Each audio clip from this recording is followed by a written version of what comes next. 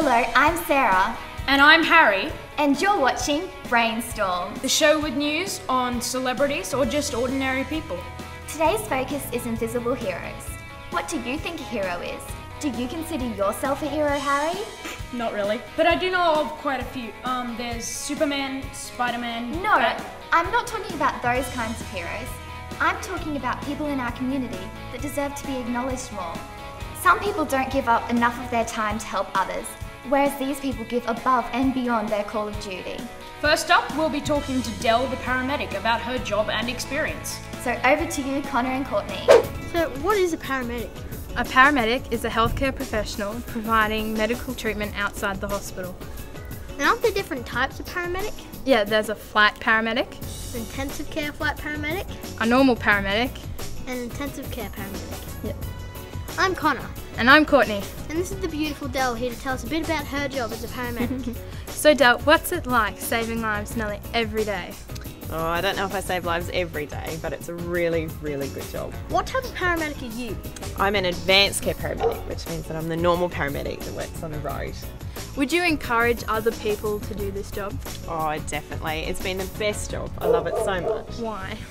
It's fun. You get different things that you can do every day, and then, I can come and talk to you guys about it too. What's the best part of your job?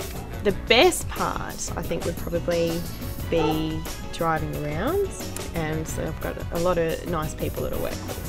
Is it fun going at high speeds with the lights and sirens going? It is fun, it is. Sometimes it can be a bit dangerous, so we've got to be careful, but we still have lots of fun with it. How do you unwind at the end of the day?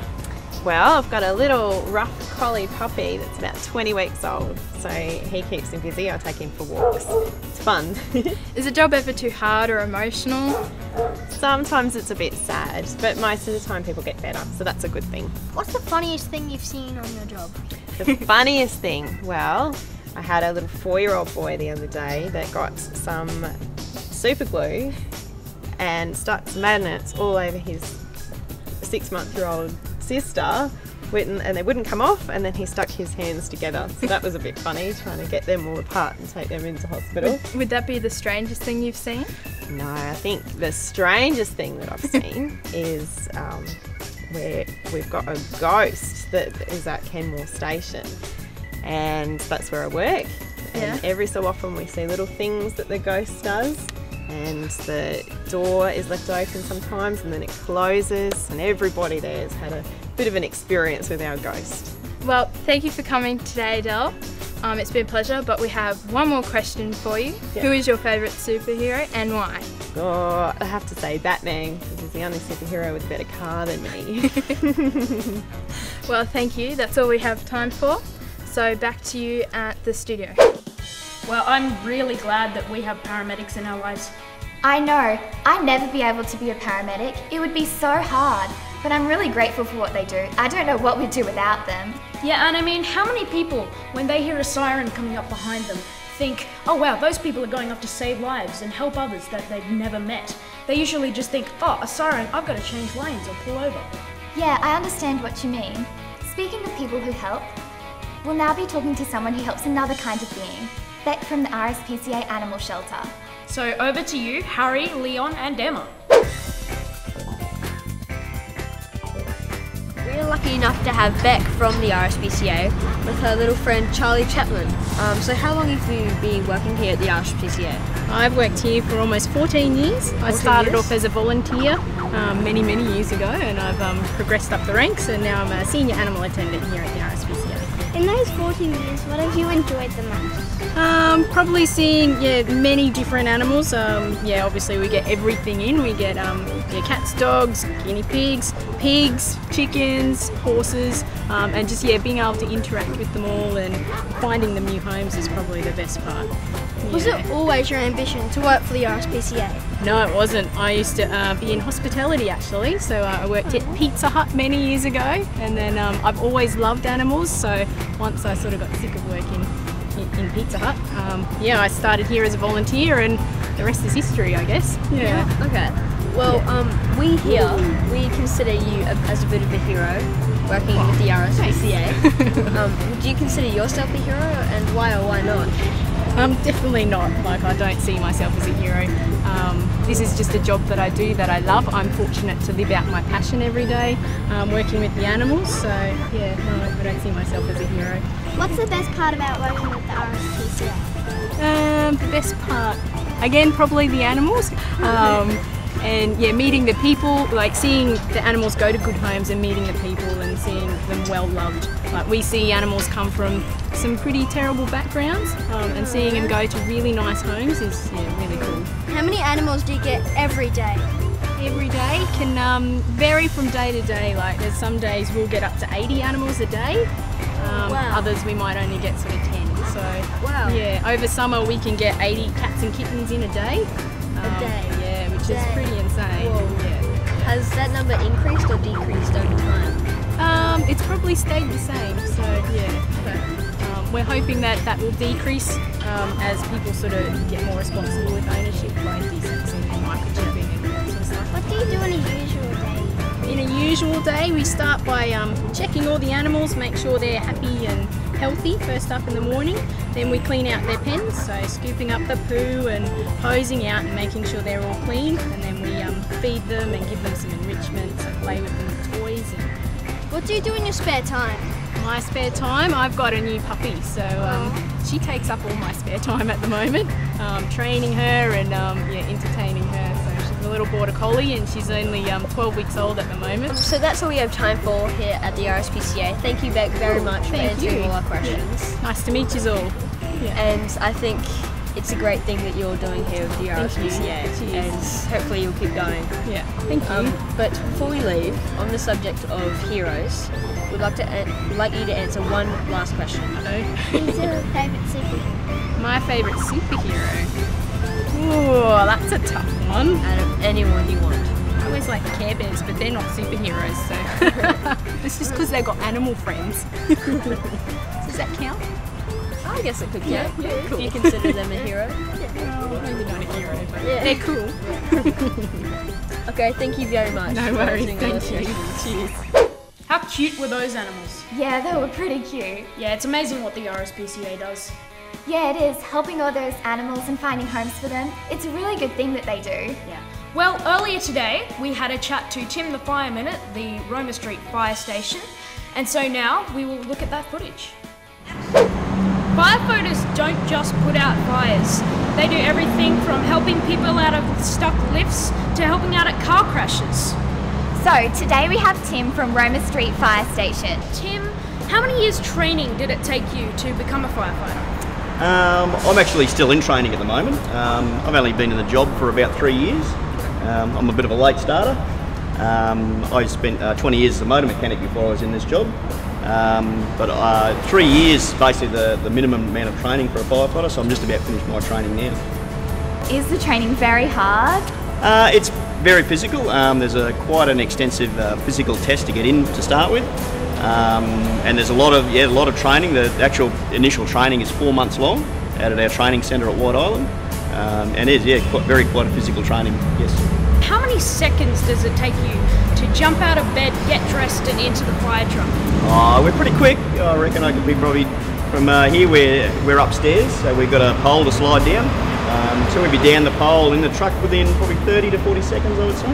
What's the worst thing that's ever happened to you, as a firefighter? I've been pretty lucky in my job so far. I haven't seen too many nasty things in our job, but certainly have been to a couple of fatal car accidents, which is certainly not a nice thing to go to. This is where we keep all our road accident rescue stuff. So we've got cars that are like crashed into a tree or something like that, and we need to and people are jammed in there. We can cut them out, so we can grab these. It's just basically like a huge pair of scissors, so you can cut the pillars or the roof off the car if need be, or cut the panels up so you can help get someone out. What's the most interesting thing that you've ever seen on the job? We go to lots of strange things. As you say, sometimes you get little kids stuck in cars. Certainly, as a training as a motor mechanic, I had a child stuck in a car one day, which I was able to get out using a coat hanger. So that was pretty interesting. For the last question, we were just wondering, what is your favourite superhero? Always been a bit of a Batman fan, actually. Yeah. Why? It's just a bit mysterious, I suppose, and I grew up watching Batman on TV, so I always liked Batman. Yeah. Okay, great. Well, now it's back to us.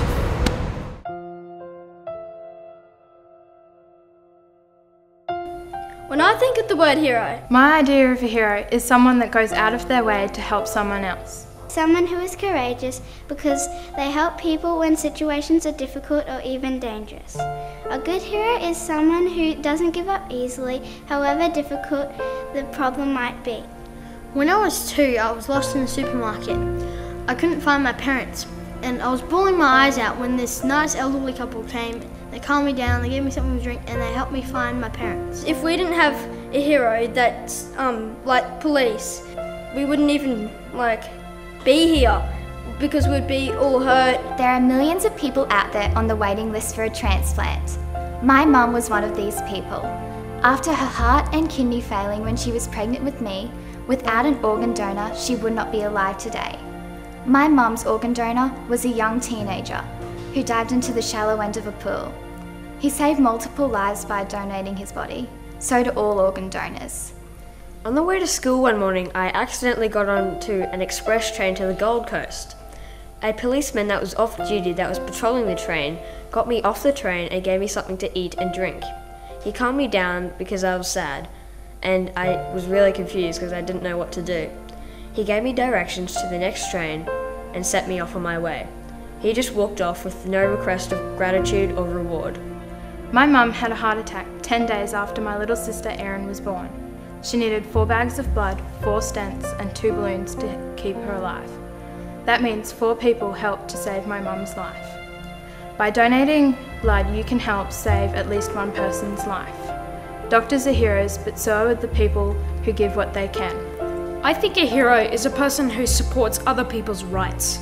They're a person who helps you without expecting anything in return. They're not people in tights with their underwear on the outside. They're real people who help you no matter what the circumstances are. That's my idea of a hero. In my eyes, he was definitely a hero. To me, they are heroes. Those are some of the things that I think a hero would need. Speaking of people who help, you know who else helps? The Neighbourhood Watch. And right now, Harry and Connor are talking to Hugh from the Neighbourhood Watch. So over to you two. I think that they go around to the houses in the neighbourhood, they hand out newsletters, and they look after the neighbourhood that they're in. Well, I'm sure that's not all they do, but I guess kids my age don't really know what the Neighbourhood Watch does. So we are lucky enough to have Hugh here with us today to go into some further detail. Neighbourhood Watch generally is based on about 400 houses in a district where the people have decided that they would like to have a Neighbourhood Watch group going. They elect or appoint, it's a bit of both, somebody called an area coordinator, and then they split up the area into zones, usually about 4 zones of 100 houses each. We have this area here, approximately, as I say, 400, separated into these different blocks. We hope to get somebody in each of those blocks who is called a block coordinator, and I'm the block coordinator for this particular group here. The police have quite an involvement with this. There's a gentleman called, or a police officer called the Police Crime Prevention Liaison Officer. From the information that the police give us as to what has happened, it gives us some idea as to what everybody should be doing to prevent the crime. When we first started, there would be anything up to 17 crimes in the group, in the area, in a 2-month period. That would be break and enters, major vandalism, very occasionally assaults. By now, some 2 monthly periods we have none. This time we do have 4, and that is probably about going to be the average overall. So you've done quite well. But we feel that we've done very well. Whenever we have a new person in our block, we are given one of these information kits, the names of the people opposite, the names of the people at the rear, the names of the people on each side, and their telephone numbers. And the idea is that if anybody at our place sees anything in any of these houses going on which they think is suspicious and they think the neighbour doesn't know about it, they can then ring them. Yeah. So how long have you been living, how long have you worked with Neighbourhood Watch? I've been in the Neighbourhood Watch right since the beginning in 1991. What do you think is the best part of your job? Getting to meet my neighbours. Getting to meet my neighbours, I find. I think something went on down at the boat ramp late last year and the people opposite heard it happening. Yep.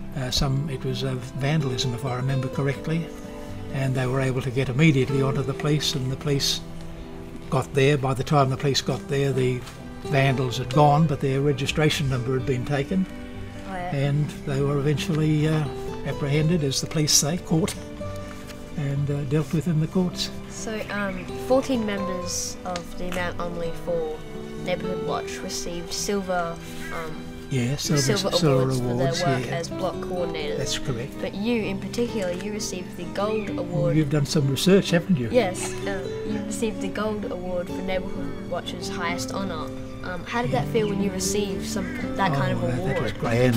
That was grand. It was, I felt really proud. Yeah.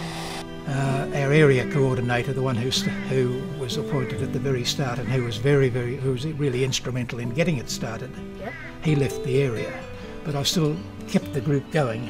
Good. Because I felt it was worth keeping going. Yeah, it was. I got out the newsletters every 2 months, and I chaired the little meetings that we had with half a dozen perhaps sometimes. Because of those years of service, I suppose you could say, that was why I got the gold award. Okay. And very proud too. Well, we certainly consider you as a bit of a hero. Well, thank you very much for doing what that. you're doing here in the neighbourhood. Thanks very much for that. Well, we've just got one last question to ask you. Thanks. What would have to be your favourite superhero? I would say somebody like Fred Hollows. You know of him? Yep. You? No, not really. He was a doctor specialising in eyes, and he initiated a program whereby he and later other doctors went into mostly third world countries and repaired the sights of hundreds of thousands of people. He's the sort of person that I regard as a hero, yes. Thank you for answering these questions. Not at all. It's been my pleasure. Thank you. Come out here. Thanks. Thank you. Back to you guys at the studio. The Neighbourhood Watch is a really good organisation helping out our community, isn't it? Sure is. We've talked to some pretty amazing people today, haven't we? Yep. And you know, you viewers at home can be heroes too. All you got to do is start small, help your neighbours or friends. But if you're really serious about becoming a hero, here are just a couple of ideas. You could join or volunteer at Project Compassion, The Neighbourhood Watch. or the RSPCA. Well, that's all we have time for today, but now we just have a quick question for you viewers at home. Is soup a food or a drink? Think about it. Well, that's all we have time for today. I'm Harry. I'm Sarah. And you've just been Brainstorm!